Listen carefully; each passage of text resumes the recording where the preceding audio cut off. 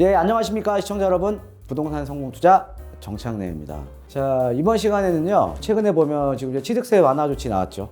예, 그 다음에 종부세 여야 합의 이제 이뤄졌죠. 예, 그러면서 오늘 이제 모아타운 얘기 좀 해드릴 건데, 뭐 모아타운이라던가 신속이라던가 뭐 이런 지역에 이제 취득세 중과라든가 종부세 때문에 또 투자를 좀 못하셨던 분들이 상당히 많이 있습니다. 예, 그런데 최근에 보면 이런 세제적인 부분이 지금 이제 정상화가 많이 이루어지면서 투자들을 많이 지금 그 상담을 하시거든요. 예, 그래서 오늘은 이제 자주 우리 시청자 여러분들께서 물어보시는 점 좀 준비를 해봤습니다. 최근에 보면 뭐 10월 25일인가요? 이 모아타운 이제 그 후보지들이 또 새롭게 선정이 됐었잖아요. 예, 그러니까 모아타운 지정이 된다라는 거는 앞으로 개발을 하겠다라는 의미 아닙니까? 모아타운으로 지정됐다고 해서 뭐 가격에 대한 상승폭이 다 똑같은 건 아닙니다. 나중에 또 시세 차익이 틀리다는 거죠. 근데 그런 게 어떤 데에서 발생을 하는지, 우리가 어떤 지역에 투자를 해야 되는지 아주 쉽습니다. 내용이요. 네, 한번 볼게요.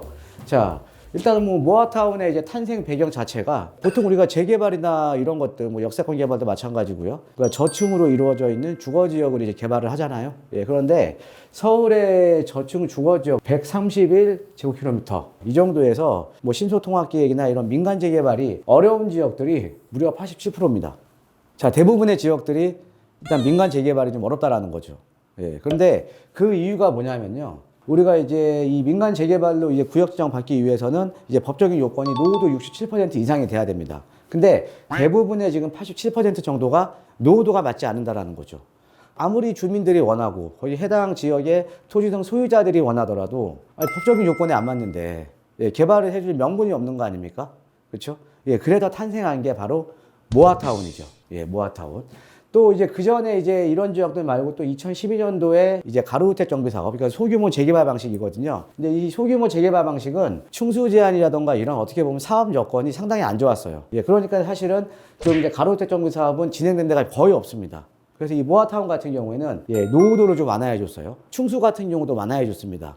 예, 그 다음에 공동주택에 대한 경과연수, 즉 우리가 이제 노후도를 측정을 할 때 공동주택일 경우에는 경과연수가 원래는 30년인데 20년으로 완화를 해줬습니다. 그러니까 이런 식으로 해서 우리가 민간 재개발이 불가능한 지역에 좀 이제 소규모로 재개발을 하는 게 바로 모아타운입니다. 예, 그래서 지금 서울시에서 가장 야심차게 하고 있는 사업들이 세 가지가 있는데 예, 역세권 시프트, 신속통합계획, 모아타운입니다. 그래서 이 모아타운이란 신축하고 노후주택이 아주 혼재된 지역들. 최근에 이제 지정된 지역들 보면 신축 빌라들 많은 지역이 많이 지정됐어요. 뭐 면목동이라던가 번동이라던가 이런 데도 뭐 신축 빌라들 많은 데 아닙니까? 근데 이런 지역은 아까 말씀드렸듯이 노후도 자체가 안 맞는다라는 거죠. 그래서 이런 노후도 자체가 맞지 않아서 기존에 재개발이 불가능한 지역에 10만 제곱미터 이하 노후도는 50%만 맞춰지면 됩니다. 이 모아타운은. 이 또 모아타운에 그래서 이 모아주택이라고 있는데 이 모아주택에 각 개별 사업이 있어요. 그러니까 모아주택은 여러 종류가 있거든요. 각 개별 사업마다 노후도는 약간 틀려요. 그래서 이 모아타운은 어떻게 생각을 하시면 되냐면 우리가 큰 재개발 지역이 우리가 모여있던 지역을 뉴타운이라고 생각하시면 되고요. 그러니까 지금의 뭐 한남 뉴타운이나 아니면 노량진 뉴타운이나 아니면 흑성 뉴타운이나 이렇게 뉴타운으로 생각하시면 되고 이 소규모 재개발이 모여있는 거를 모아타운이라고 보시면 됩니다. 예. 아마 이렇게 생각하시면 좀 간단할 거예요. 예. 모아타운은 노후도가 아까 50% 이상이 돼야 되고 만약에 어떤 지역이 이렇게 모아타운이 지정이 되면 여기에 이렇게 모아주택이 있는 거죠. 모아주택. 1블럭, 2블럭, 3블럭, 4블럭, 5블럭 이렇게 있는 거거든요. 근데 그 모아주택에 대한 종류가 네 가지가 있는 거죠. 자율정비형 모아주택이 있고요. 그 다음에 가로주택형 모아주택이 있고, 그 다음에 소규모 재건축, 재개발 모아주택이 있습니다. 네 가지가 있어요. 이 자율주택형 모아주택 같은 경우에는 이 개발되는 면적이 가장 작습니다. 1,500제곱미터 이상이니까 뭐 한 4,500평 정도? 제일 작고요. 보통 우리가 말하는 모아주택은요, 바로 얘를 얘기하는 거예요. 가로주택형 모아주택. 그래서 최대 2만 제곱미터면은 거의 한 6,000평 정도가 되니까요. 뭐 아파트 세대수 따지면 한 4,500세대 정도가 나오는 거죠. 민간 재개발에 비해서는 좀 규모가 좀 작죠. 그죠? 예, 그 다음에 소규모 재건축 모아주택, 그 다음에 소규모 재개발형 모아주택이 있는데 노후도가 57%냐 67%냐 틀린 겁니다. 예, 이게 이제 모아타운의 지정 요건이고요. 반면에 우리가 모아타운 같은 경우에는 우리가 이제 민간 재개발 같은 경우에는 우리가 노후도 외에 접도율이나 가소필지, 그 다음에 노후도 연면적 비율, 뭐 호수밀도 비율, 뭐 이런 데 선택 요건들이 있는데 또 선택 요건 중에 하나가 맞아야지 되는 거거든요. 그런데 그런 요건들이 없습니다. 그러니까 가장 단순하죠.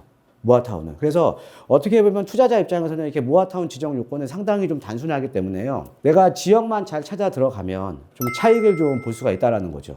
예, 그런데 중요한 거는 모아타운의 대부분이요, 우리가 신속으로 기존에 발표된 지역보다는 입지 여건이 좀 상대적으로 떨어집니다. 예, 이번에 모아타운 발표된 지역들을 보면 대부분의 지역들이 강북이나 도봉, 중랑구 이쪽에 많이 몰려 있거든요. 사실은 우리가 부동산이라는 게 입지를 보고 투자를 하는 거거든요. 왜 입지가 중요하냐면 개발 기대감에서 어찌됐든 가격이 다 상승했습니다. 그러니까 이번에 발표된 지역들도 신청 전부터 이제 얘기가 돌면서 기대감 때문에 가격이 올랐다라는 거죠. 자, 그런데 가격이 올라도요, 입지 여건에 따라서 그 해당 지역의 입지 여건에 따라서 가격에 대한 상승률이 틀립니다. 예를 들어 이번에 발표된 지역들을 보면 저희도 이제 많이 추천을 해드렸는데, 그러니까 노량진동 같은 경우는 그런 지역들은 올 초에 뭐 한 1억 초반대면 투자가 가능했었거든요. 예, 그런데 지금 투자 금액이 모아타운 지정 이후에 보통 한 투자 금액이 한 4억 정도가 들어갑니다. 그러니까 투자 금액이 지금 상당히 올랐다라는 거죠. 자, 그런데 거기에 비해서 우리가 뭐 강북구의 번동이라던가, 예, 요런 지역은요, 지정 전에 뭐 투자 금액 한 몇천 안 들어갔거든요. 한 4, 5천. 예, 그런데 지금도 그런 지역은 잘 찾아보시면 뭐 1억 정도로도 지금도 투자가 가능합니다. 그래서 여러분들 가장 중요한 게 뭐냐면 내가 가지고 있는 물건의 입지에 따라서 향후에 투자 수익률이 좌우가 된다는 거죠. 예, 그런데 이게 왜 이렇게 틀리냐면요, 그냥 간단합니다. 자, 만약에 우리가 모아타운이 서울의 뭐 상급지를 A라고 하면요, 그 다음에 뭐 B급지를 하급지라고 하면, 만약에 여기서 모아타운이 지정이 됐어요. 지정이 되면 모아타운이 이제 진행이 되겠죠? 여기에는 사업비가 들어가잖아요. 특히나 우리가 사업비의 대부분을 차지하는 게 뭐예요? 아파트 공사비죠. 이 아파트 공사비는요, A라는 지역과 B라는 지역이 아파트 공사비 틀립니까? 예, 동일한 품질로 짓게 되면 아파트 공사비 똑같아요. 그러니까 사업비는 동일하다는 거죠. 자, 그런데 사업비는 동일한데 입지에 따라서 일반 분양하는 분양가가 틀리겠죠? 우리가 지금 강남이랑 강북이랑 틀리고 강남 상구내에서도 강남, 서초, 송파가 틀리듯이 입지에 따라서 일반 분양가가 틀리잖아요. 그렇죠? 그러니까 일반 분양가가 틀리다는 거는 입지가 좋은 지역에 있는 지역들은 일반 분양가가 높죠. 일반 분양가가 높으니까 뭐예요? 분양 수입이 커지니까 조합원의 추가 분담금이 상대적으로 낮아질 수밖에 없는 거죠. 자, 거기에다가 나중에 내가 이제 아파트로 받았을 때, 그래서 아파트를 입주하고 난 이후에 아파트 시세가 높겠죠. 그래서 그게 가격적으로 반영이 되는 겁니다. 또 이제 좋은 입지에 있어야, 특히나 요즘은 시장이 좀 안 좋잖아요. 그죠? 시장이 안 좋다 보니까 건설사들도 입지가 안 좋은 지역들은 그러니까 조금 입찰에 참여도 안 합니다. 왜? 미분양 나면 그 누가 다 책임지고 있는데요. 그렇죠? 미분양 나거나 우리가 일반 분양이 안 돼 버리면 공사비 어디서 받습니까? 예전에 우리가 불과 한 1년 전만 하더라도 시장이 불붙었을 때는 그런 거 상관없죠. 웬만한 서울권이면 다 되죠. 근데 지금은 앞으로는 서울에서도 지금 옥석을 가려야 된다는 거죠. 예, 그래서 좋은 입지에 있어서 또 속도도 빠릅니다. 즉, 내가 눈에 보이는, 그러니까 아파트를 변해서 눈에 보이는 속도가 상당히 빠르다는 거죠. 자, 그래서 여러분들 같은 투자 금액이라도 내가 사실은 여러 지역을 놓고 비교를 해서 좋은 입지에 들어가 있으면 나중에 내 아파트 시세도 높아지고 상대적으로 추가 분담금도 낮아지고 또 속도도 빠를 수가 있는데, 내가 다른 지역과 비교를 못하면 내가 가지고 있는 자금으로 A급지에 들어갈 수 있는데 B급지나 C급지로 들어가는 분들이 대부분이거든요. 그래서 꼭 여러분들 어떤 곳을 선점을 하셔야 되냐면, 이거는 모아타운도 마찬가지고 역세권 개발도 마찬가지고 신속 통합기획도 마찬가지입니다. 민간 재개발도 마찬가지고요. 예, 좋은 입지를 선점을 해야 되는 거죠. 좋은 입지를. 그러니까 제가 상담을 해보니까 최근에 또 보통 이제 투자를 하시는 분들의 대부분이 어디에 투자하시냐면요. 어디에 투자하실까요? 예, 자기가 살고 있는 집 앞에 투자합니다. 왜? 자기가 살고 있는 집 주변이니까 그냥 마음이 편안하거든요.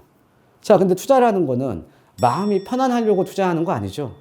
내가 차익을 이왕이면 더 많이 보려고 투자하는 거 아닙니까? 그래서 꼭 투자하실 때 제가 오늘 말씀드렸던 이 내용, 간단하지만 여러분의 향후에 투자 수익률이 달라질 수 있는 문제입니다. 이런 적이 어딘지 모르겠다라고 하시면 저희 부동산 성공 투자, 저 정창래와 상담 신청하시면요, 제가 이런 것도 하나하나 또 풀어 드릴 테니까요, 예, 관심 있으신 분들은 대면 상담 신청하시면 될 것 같습니다. 자, 이제 2023년도입니다. 예, 여러분들 지난 한 해 정말 고생 많으셨고요. 예, 그 다음에 또 지난 한 해 이 경제도 상당히 좀 이렇게 다이나믹하게 움직이면서 힘드셨던 분들도 많으실 겁니다. 또 하지만 한 해가 또 이제 다가왔으니까요, 또 새해에는 아주 좋은 일만 가득하시기를 진심으로 기원하겠습니다. 오늘 강의는 여기에서 마치도록 하겠습니다. 감사합니다.